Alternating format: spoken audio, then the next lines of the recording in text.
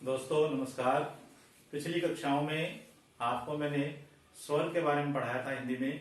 आज व्यंजन का परिचय दे रहा हूं, आप ध्यानपूर्वक पढ़ें। व्यंजन किसे कहते हैं? व्यंजन का तात्पर्य होता है वे ध्वनियां जिनके उच्चारण के समय यानी कि जब हम उच्चारण करते हैं तो मुख से जो है सांस में रुकावट आती है। यानी जब भी आप व्यंजन का उच्चारण करेंगे तो सांस रुकती है और रुकने के बाद फिर जो है मुख से बाहर निकलती है। व्यंजनों की संख्या हिंदी में 33 है, जिनको अलग अलग भागों में बांटा गया है। एक नंबर पे है स्पर्श व्यंजन। स्पर्श व्यंजन क, ख, ग, घ और ङ। च, छ, ज, झ, य। ट, ठ, ड, ढ, अण। ट, थ, द, ध, न। प, फ, ब, भ, म। ये कैसे मैं तक जो 25 व्यंजन है वो स्पर्श व्यंजन कहलाते हैं। स्पर्श का तात्पर्य होता है छूना। यानी कि जब हम इन व्यंजनों का उच्चारण करते हैं ना तो क्या होता है कि वायु जो है उच्चारण स्थानों को स्पर्श करती है। हमारे मुख में अलग अलग उच्चारण स्थान हैं जिनकी चर्चा हम बाद में करेंगे, तो उनको स्पर्श करती है, फिर जो है वो बाहर निकलती है, इसलिए इन्हें जो है वो स्पर्श व्यंजन कहा जाता है। यहाँ आप एक चीज और देख सकते हैं कि जैसे मैंने यहाँ लिखा है क प्लस ए लिखा है, फिर लिखा है क और ग प्लस ए लिखा है ग। यहाँ ये मैं कहना चाह रहा हूं कि व्यंजन जो है वो स्वर की सहायता से ही उच्चारित होते हैं। स्वर की सहायता से इनका उच्चारण किया जाता है।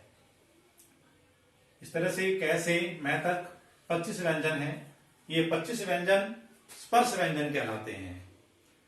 आगे देखिए अंतस्थ व्यंजन। अंतस्थ व्यंजन य, र, ल और व, ये 4 व्यंजन अंतस्थ व्यंजन है। अंतस्थ में क्या होता है कि जो ना तो ये पूर्ण तरीके से स्वर की तरह उच्चारित होते हैं, ना व्यंजन की तरह उच्चारित होते हैं। यानी कि जो उच्चारण अवयव हैं वो इतने नजदीक जरूर आते हैं लेकिन एक दूसरे को स्पर्श नहीं कर पाते हैं। अंतस्थ का मतलब ये होता है कि नजदीक आना लेकिन एक दूसरे को स्पर्श नहीं कर पाना। तो इस तरह के जो व्यंजन हैं ये 4 ये अंतस्थ व्यंजन कहलाते हैं। इसके बाद है श, स और है। ये 4 व्यंजन ऊष्म व्यंजन। ऊष्म यानी कि जिन व्यंजनों के उच्चारण में हमारे मुख मार्ग से गर्म हवा निकलती है वे व्यंजन ऊष्म व्यंजन कहलाते हैं। तो इस तरीके से हम देखते हैं कि स्पर्श व्यंजन 25 हैं, अंतस्थ व्यंजन 4, ऊष्म व्यंजन 4। तो 25 4 प्लस 4 ये हो गए 33। तो इस तरीके से ये 33 व्यंजन माने गए हैं। आगे जो मैंने लिखा है अक्ष, त्र, ग और श्रेय, ये जो 4 व्यंजन है ये ऊपर आए हुए व्यंजनों से ही बने हैं, यानी उनके संयोग से बने हैं, उनके मिलने से बने हैं, इसलिए इनको संयुक्त व्यंजन नाम दिया गया है। ऊपर जो व्यंजन आए हैं वो आपस में 2 व्यंजन मिलते हैं तब जाकर के इन व्यंजनों की रचना होती है, इसलिए ये व्यंजन संयुक्त व्यंजन कहलाते हैं। इधर देखिए ये क और ये स मिलकर के बना अक्षर। त और र ये मिलकर के बना त्रय। ज और ये मिलकर बना ग। अब इसमें ध्यान रखने वाली अपने को ये बात है कि हलंत का ध्यान रखना है आपको कि हलंत कहां लग रहा है। आप देखिए पहले वर्ण में ही जो है वो हलंत लगा है, दूसरे में नहीं लगा है। अगर आप दूसरे को में लगाना चाहते हैं तो आप फिर इस तरह से लिखेंगे क प्लस और फिर प्लस ए, यानी हलंत नहीं है। इसका मतलब यह है कि उसमें स्वर है। अब इसमें जो स लिखा है इसमें ए छिपा है, ये र इसमें ए है, यह है तो इसमें भी ए है, इसलिए मैंने इसमें हलंत नहीं लगाया है। तो आपको इस बात का विशेष ध्यान रखना है। आगे है उच्चारण जो है व्यंजनों का वर्गीकरण। व्यंजनों का वर्गीकरण देखिए, पहले हम पढ़ेंगे उच्चारण स्थान के आधार पर व्यंजन, फिर इसके बाद पढ़ेंगे प्रयत्न के आधार पर व्यंजन।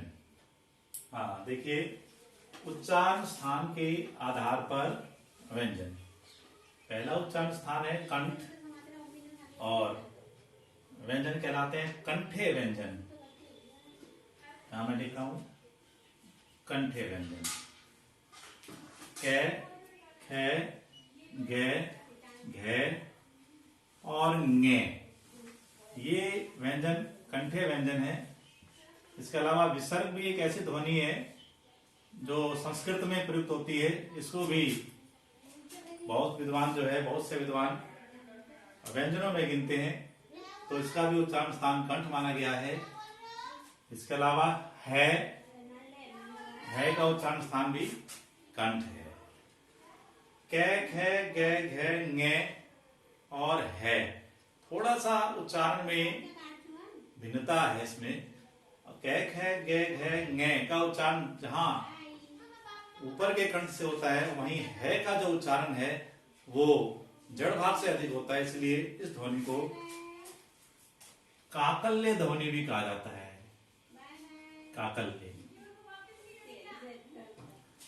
इसके अलावा कै, ख, ग, ये कै, ख, ग और ज तथा फै, ये जो 5 ध्वनियां हैं, ये अरबी फारसी की है जो हमारी हिंदी में प्रयुक्त होती है, जिन्हें अली जिह्वा वर्ण भी कहा जाता है। तो इनका भी उच्चारण स्थान निर्धारित है। तो हम यहां देखते हैं कै, ख और ग, इनके नीचे डॉट है, बिंदी लगी हुई है, जिसको नुक्ता कहा जाता है। तो आप ध्यान दें, ये जो कै, ख, ग 3 ध्वनियां हैं, इनका उच्चारण स्थान भी कंठ है। दूसरा उच्चारण स्थान जिसकी हम अब चर्चा कर रहे हैं वह है तालु। तालु उच्चारण स्थान और ध्वनियां कहलाती हैं तालव्य ध्वनियां। ये तालव्य ध्वनियां कौन कौन सी हैं? च, छ, ज, झ, य और श। यानी कि जब जीभ ऊपर के तालु भाग को स्पर्श करती है तब इनका उच्चारण होता है, इसलिए ये ध्वनियां तालव्य ध्वनियां कहलाती हैं। देखिए, ये तो क्रम से ही है, च, छ, ज, झ, य। बात है ये और श की, जो आपको विशेष करके ध्यान रखना चाहिए। ये ध्वनियां भी जो है वो तालव्य ध्वनियां कहलाती हैं। इनका उच्चारण स्थान भी जो है वह तालु है। ठीक है। फिर 3 नंबर पे हम आते हैं, उच्चारण स्थान मूर्धा ध्वनियां कहलाती हैं मूर्धन्य। मूर्धन्य ध्वनियां, ये भी उच्चारण स्थान है तालु से थोड़ा सा ऊपर, यानी ऊपर के तालु से थोड़ा सा हम ऊपर जाएंगे, जीवा उस भाग को स्पर्श करेगी, फिर नीचे आती है, तो उस स्थान को जो है वो मूर्धा कहा जाता है। ये जो ट, ठ, ड, ढ, अण, ये जो वर्ण है इनका उच्चारण स्थान मूर्धा है। इसके अलावा याद रखना है आपको, ये मैंने लिखा है ढ और ये लिखा है ढ, यहां लिखा है र और ये दूसरा से। ये देखिए, कई बार विद्यार्थी जो है इन वर्णों में भ्रमित होते हैं।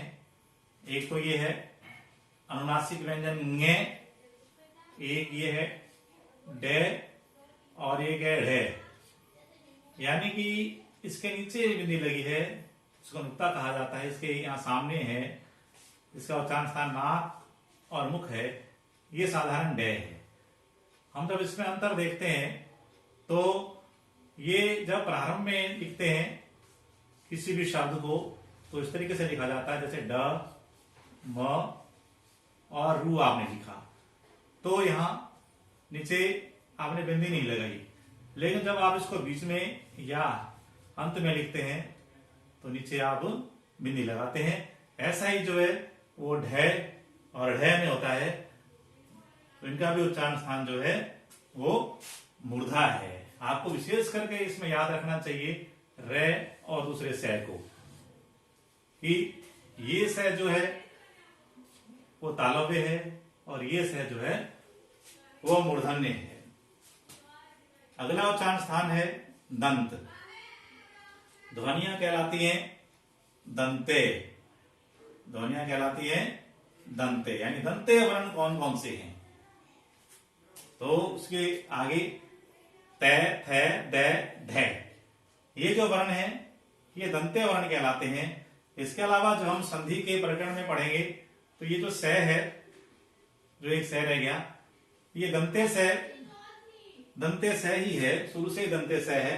लेकिन आधुनिक शोधों के द्वारा, आधुनिक जो भी भाषा में अनुसंधान हुए, वहां एक और उच्चारण स्थान का जो है वो जिक्र किया जाता है, जिसको बोलते हैं वर्ष, और ध्वनियां कहलाती हैं वर्षीय ध्वनियां, जिसमें इस स को यहां रखा गया है। देखिए जरा, न, ले, से और ये अली जीवा वाला वर्ण जय, जिसके नीचे ये बिंदी या नुक्ता लगा हुआ है, ये वर्ण जो है ये वर्षीय वर्ण है। सबसे ज्यादा जो है वो से को ध्यान में रखना है। जब हम संधि का प्रकरण पढ़ेंगे तो वहां पर इसको दंते मान करके चलते हैं, और वर्ण विचार में बहुत से विद्वानों ने जो है वो से को वर्ष में रखा है। तो हमें यह देखना होगा प्रश्न पत्र के स्वरूप पर कि क्या पूछा गया है। अगर वर्ष से ऑप्शन में दिया गया है तो आप इसको वर्ष से ही माने, दंते न माने। लेकिन अगर वर्ष नहीं दे रखा है तो फिर आप इसको दंते मान करके पढ़ें। फिर आगे है वो है ओष्ठ, यानी कि जब ओष्ठ आपस में एक दूसरे को स्पर्श करते हैं, होठ आपस में एक दूसरे को स्पर्श करते हैं, तब ये ओष्ठ्य वर्ण कहलाते हैं। ये है पै, फै, बै, भै, मै और एक है वै। हाँ, थोड़ा सा अंतर है वै के उच्चारण में, कि इस वै के उच्चारण में ओष्ठ जो है एक दूसरे को स्पर्श नहीं करते, ओष्ठ जो है स्पर्श न करके आपस में गोलाकार हो जाते हैं, इसलिए ये ओष्ठ्य व्यंजन है। फिर लास्ट रह गया है दंतोष्ठ, एक फै और वै, यानी जीवा वाला फै है, ध्यान रखिएगा, जिसके नीचे ये नुक्ता लगा है, ये दंतोष्ठ है। और ये वै जो है वो इंग्लिश की ध्वनि है जो हमारी इस मातृभाषा में प्रयुक्त होती है। अब हम पढ़ते हैं प्रयत्न के आधार पर व्यंजन। प्रयत्न के आधार पर व्यंजन इस प्रकार से हैं। एक नंबर है स्पर्श या स्पृष्ट व्यंजन। कैसे लेकर के मैं तक के जो 25 व्यंजन है वो स्पर्श व्यंजन है। स्पर्श व्यंजन के बारे में मैंने आपको पूर्व में ही बताया था कि मुख के अवयवों को स्पर्श करके ये व्यंजन जो है वो उच्चारित होते हैं। कैसे? मैथक के व्यंजन स्पर्श व्यंजन कहलाते हैं। फिर है संघर्षी व्यंजन, यानी उच्चारण अवयव इतने नजदीक आते हैं कि वायु को घर्षण करके मुख से बाहर निकलना पड़ता है, इसलिए ये व्यंजन जो है वो संघर्षी व्यंजन कहलाते हैं। कौन कौन से हैं? श, और है, यानी तीनों से, तालव्य से, मूर्धन्य से और दंते से तथा है। ये व्यंजन संघर्षी व्यंजन है। इन्हें ईषत् स्पृष्ट भी कहा जाता है। कई बार परीक्षाओं में पूछा जाता है ईषत् स्पृष्ट व्यंजन कौन से हैं, तो आपको ध्यान रखना है जो संघर्षी व्यंजन है वही ईषत् स्पृष्ट व्यंजन है, यानी कि वही फिर से दोहरा रहा हूं कि उच्चारण अवयव नजदीक आते हैं और सांस को बाहर निकलने के लिए संघर्ष करना पड़ता है, घर्षण करना पड़ता है, इसलिए ये व्यंजन संघर्षी व्यंजन कहलाते हैं। फिर है स्पर्श संघर्षी। देखिए च, छ, जय, झ और ये हमने पढ़ा है पहले, ये स्पर्श व्यंजन में आते हैं। साथ में इनको संघर्षी व्यंजन भी माना जाता है, यानी कि इन व्यंजनों के उच्चारण में भी उच्चारण अवयव नजदीक रहते हैं और थोड़ा घर्षण इनमें भी होता है, इसलिए इनको नाम दिया गया कि स्पर्श तो है ही, स्पर्श व्यंजन तो है ही, ये साथ में संघर्षी भी है, तो इसके लिए एक नाम पड़ गया जो है स्पर्श संघर्षी व्यंजन। फिर आगे है अनुनासिक या नासिक के व्यंजन। अनुनासिक या नासिक के ये व्यंजन ङ, ये, अणे, ने और में। यानी हर वर्ग का जो पांचवा वर्ण है वो अनुनासिक व्यंजन है या नासिक्य व्यंजन है। अनुनासिक व्यंजन किसे कहते हैं? जिन व्यंजनों के उच्चारण में जो है मुख के साथ नाक से ध्वनि निकलती है उन्हें जो है वो अनुनासिक व्यंजन माना जाता है। फिर है पार्श्विक व्यंजन। पार्श्विक व्यंजन लय है, पार्श्व भाग से वायु बाहर निकलती है, यानी कि उच्चारण अवयव अवरुद्ध हो जाते हैं तो वायु जो है मुख के पार्श्व से यानी बगल से निकल जाती है, इसलिए इसको पार्श्विक व्यंजन माना जाता है। लय पार्श्विक व्यंजन है। फिर है उच्छिप्त व्यंजन, ये ढ और ढ जिन्हें द्विस्पृष्ट भी कहा जाता है, यानी कि जीवा की नोक उलट करके ऊपर तालु के भाग को स्पर्श करती है और झटके से फिर नीचे बैठती है, नीचे आ जाती है, इसलिए इन्हें जो है वो उच्छिप्त व्यंजन माना जाता है। आगे है लुंठित व्यंजन।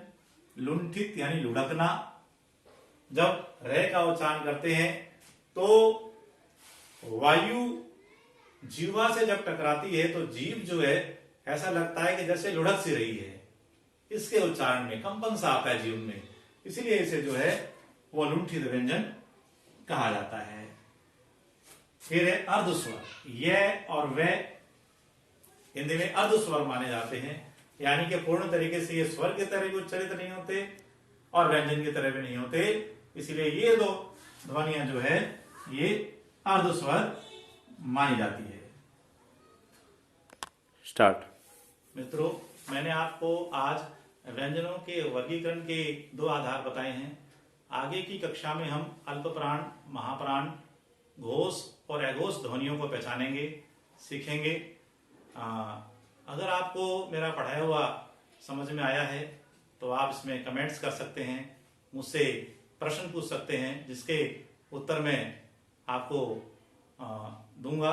इसके अलावा जो है आप मेरे चैनल को सब्सक्राइब कीजिए तथा जो बेल आइकन है उसको प्रेस कीजिए ताकि समय समय पर आपको जो है मेरे द्वारा पढ़ाए गए पाठों से रूबरू होने का मौका मिले।